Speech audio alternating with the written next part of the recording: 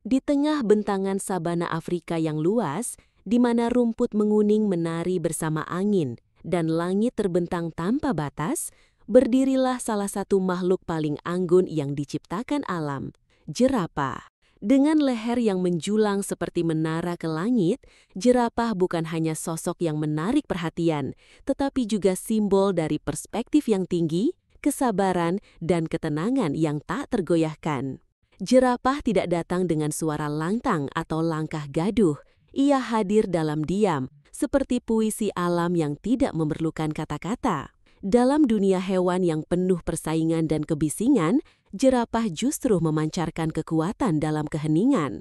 Setiap gerakannya lambat namun pasti, setiap tatapannya dalam dan seolah memahami hal-hal yang luput dari makhluk lain.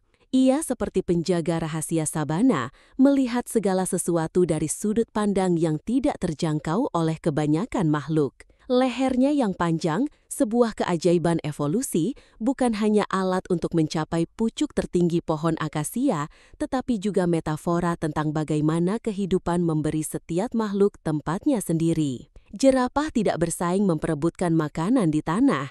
Ia naik ke atas secara harfiah dan kiasan, mengambil jalan yang berbeda. Ia tidak mendorong, tidak berebut, tidak berteriak. Ia menunggu, menjangkau, dan mengambil dengan tenang. Dari sini kita belajar bahwa dalam hidup kita tak selalu harus berebut tempat di kerumunan. Kadang yang paling bijak adalah mencari arah yang belum dijelajahi, yang paling tinggi namun tetap dalam batas harmoni.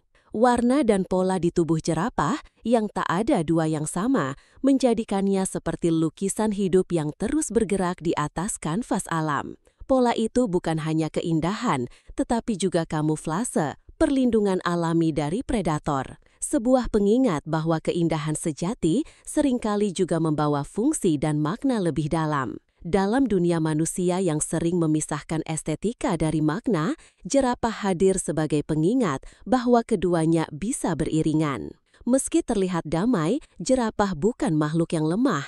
Seekor jerapah bisa menendang dengan kekuatan luar biasa, cukup untuk mematahkan tulang singa yang berani mendekat.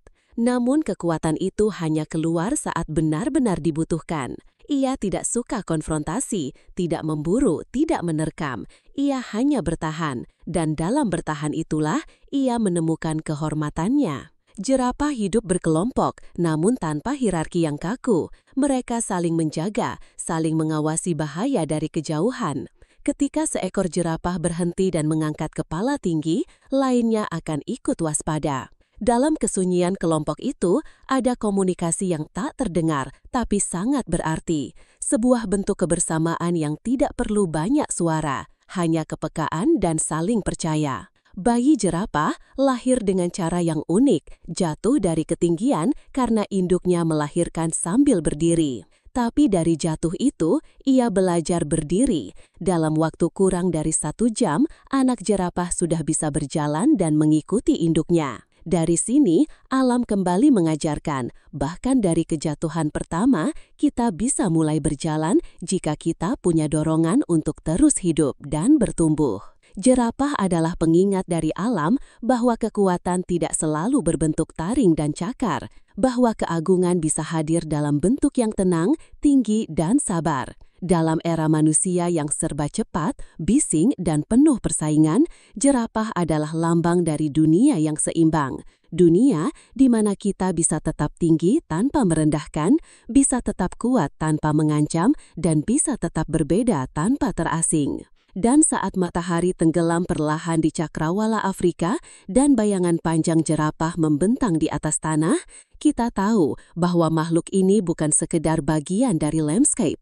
Ia adalah penjaga langit sabana, simbol dari apa yang terjadi jika kita memilih untuk melihat lebih jauh, melangkah lebih pelan, dan hidup lebih bijak.